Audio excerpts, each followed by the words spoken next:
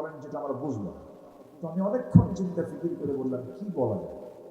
তো সিরাজগঞ্জ, বগুড়া, তারপরে নওগাঁ, নাটোর, এই অঞ্চলের ভাষাটা প্রায় অনেকটা মিল টিল আছে, কিছু মিল আছে না, একটু মিল আছে। সিরাজগঞ্জের সঙ্গে অনেক কিছু মিল আছে, একই তো, বৃহত্তর একই জায়গা।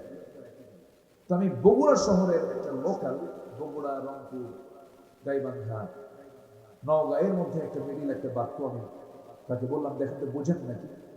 তো বললাম, কে রে তুই আলুতে আলু, অক্কালি আলু। কি কথা কি বুঝতেছেন আপনারা?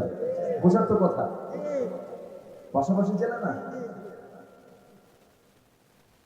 তো তুমি আসলে তো আসলে, ওকে কেন নিয়ে আসলে? কে রে তুই আলুতে আলু, অক্কালি আলু। এটা চাটমোহর, তারপরে হ্যাঁ তাড়াশ, এই দিকের সাথে কিছু মিল আছে কিন্তু। তা আমি এটা বলে চুপ করে থাকলাম। তো উনি বলতেছেন, আপনি কি বললেন? তো বললাম, আপনি কি বুঝলেন? তো বলতেছেন, যেহেতু এক বাক্যের মধ্যে তিনটা আলু পেলাম। তিনটা কি পেলাম? আলু পেলাম। কিন্তু আসলে কি আলু? এই হলো ভাষা।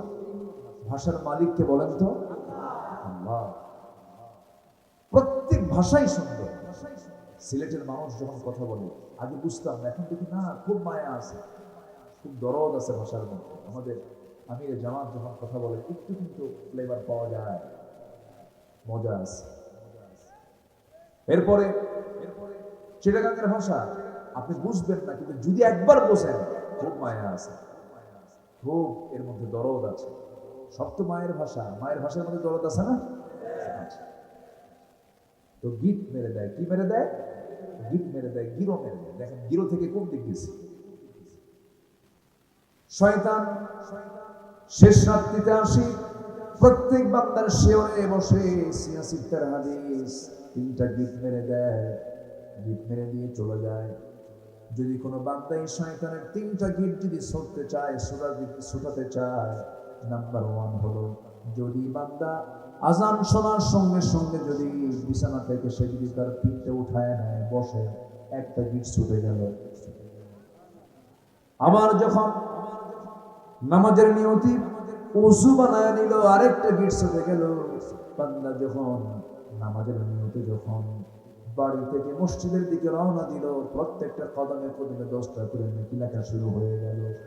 বান্দা নামাজে দাঁড়ানোর সঙ্গে সঙ্গে মহান রব্বুল আলামিন শয়তানের দেওয়া তিনটা গিট ছুটে দিয়া 24 ঘন্টা আল্লাহ ওই বান্দাকে তার জিম্মায় নিয়ে নেয়। জোরে বলি সুবহানাল্লাহ। দিনের কাজ শুরু হবে আমাদের কার গিট ছুটানো? কার গিট ছুটানো?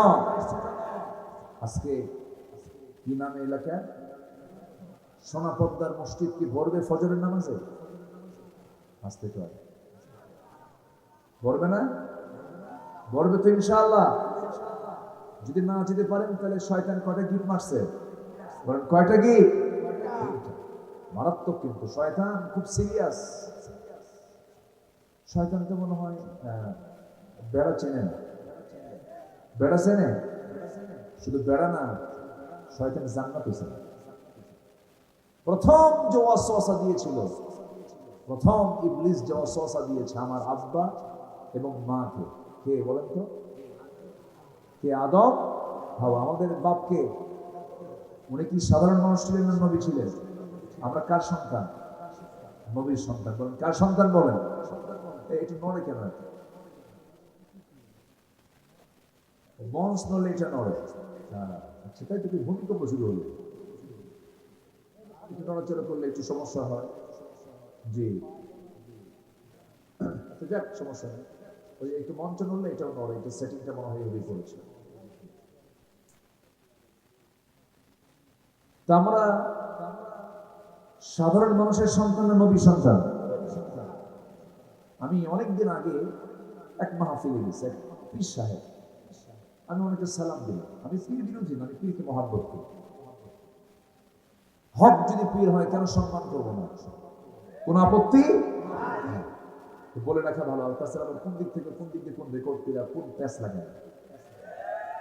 তো আমি সালাম দিলাম, উনি উত্তর দিচ্ছে না তেমন। মানে আছে না কিছু ভাবনা কিছু আছে না, সালাম দিলে একটু মাথা টাথা নাড়া এরকম আছে না, মানে রুচি নাই কি নাই, রুচি নাই। সালাম দিলাম, উনি উত্তর দিলেন না তেমন করে। তো আমি আবার তাকে বললাম যে হুজুর আপনার একটু মেহরবানি করে একটু পরিচয়টা জানতে চাই। এরকম করে সুন্দর করে বললাম, উনি আরো বিরক্ত হয়ে এক পর্যায়ে বলে ফেলল, আমি অমক পীর জানি। আমি আর কিছু বললাম না, যাক হয়তো মন টন খারাপ আছে। কিছুক্ষণ পর উনি আমাকে এখন বলতেছেন, আপনার পরিচয়, আপনার নাম কি, আপনি কে? আমি বললাম, আমি বললাম নবী জাদা। কি কইছি? নবী জাদা। তো উনি আমাকে বললেন, আপনি এরকম করে বললেন কেন? হ্যাঁ, আপনি পীরের ছেলে যদি পীর জাদা হন, আমি নবীর ছেলে, আমার বাবা তো নবী, আমি তার ছেলে, আমি নবী জাদা। দাম কার বেশি হলো বল? নবী জাদার দাম বেশি হলো না? লাভ কি? লাভ নাই। নবীর ছেলে হয়েও লাভ নাই, নবীর বাপ হয়েও লাভ। কুরাইশ বংশধীয় লাভ। আবুল আহাব কুরাইশ, আবুল আহাব কি লাভ আছে? লাভ। নূহ আলাইহিস সালামের ছেলে কেনান, একজন নবী পয়গম্বরের ছেলে কেনান, নবী, নবীর সন্তান হয়েও কোনো লাভ নাই, আবার নবীর বাবা হয়েও লাভ নাই। ইব্রাহিম আলাইহিস সালাম একজন নবী, তার বাবা একজন কাট্টা মুশরিক, বাপ নবীর বাপ হয়ে কোনো লাভ হবে না, কারণ নবীর বাবার পরিচয় দিয়ে জান্নাত মিলবে না, নবীর সন্তানের পরিচয় দিয়ে জান্নাত মিলবে না, বংশগত পরিচয় দিয়েও জান্নাত মিলবে না। তাই যদি হতো আমার নবীর একই বংশের মানুষ আবুল আহাবও জান্নাত পেয়ে যেত। তাহলে বংশ দিয়ে লাভ কি? চৌধুরী দিয়ে লাভ কি? নেতার পরিচয় দিয়ে লাভ কি? কিয়ামতের দিন এগুলো কোনো মূল্য নাই। মূল্য আছে হলো ঈমানের, নামাজের মূল্য আছে।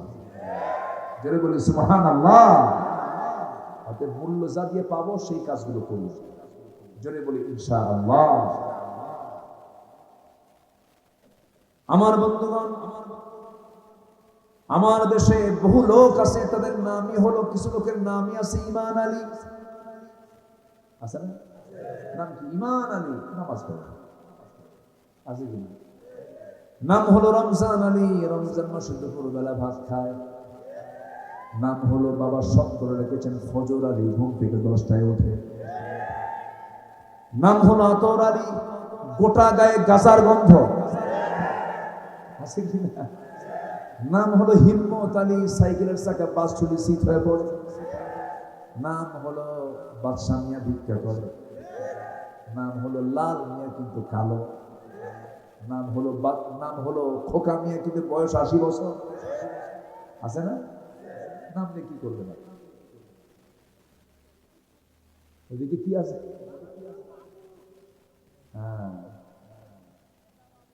কিচ্ছু লাভ নেই। আমরা সম্মান পেতে চাই কার কাছে? কার কাছে? আল্লাহর কাছে। আমরা ঈমান নিয়ে বলবো, জোরে বলি ইনশাআল্লাহ। নামাজ আছে যার, বলেন নামাজ আছে যার, নাম আছে। নামাজ পড়ে না, এই জাতি নামাজ পড়ে না, জানেন? বুকটা ফেটে যায়। আজান হয়, মসজিদ ফাঁকা, এসি মসজিদ, টাইলস ওয়ালা মসজিদ, মুসল্লি নেই। আমি কি ভুল বলতেছি? অনেকে সারা জীবন আকাম কুকাম করে শেষ জীবনে মসজিদ বানায়, যদি জান্নাতটা এত সস্তা। একটা মাদ্রাসা বানায় যেভাবে আমি জান্নাত পেয়ে গেছি। না, আমার নবীজির মসজিদ ছিল কাঁচা না পাকা? ঈমান ছিল। চিন্তা করুন, খেজুর পাতার বানানো বেড়ার মসজিদে মুসল্লি ছিলেন সাইয়েদনা আবু বকর, ওমর, ওসমান, সাইয়েদনা আলী। বেলাল ছিলেন তার মুয়াজ্জিন। কোনো এসি নাই, কিচ্ছু নেই, গরম। বালুর ভিতরে নামাজ পড়েছেন তারা। সেজদায় বালু লেগে গেছে, গোটা দেহে বালু লেগে গেছে। নামাজের মধ্যে কি মজা পেয়েছেন। সাইয়েদনা বেলাল আযান দিয়েছেন, আর শাজিম পর্যন্ত আযান পৌঁছে গেছে।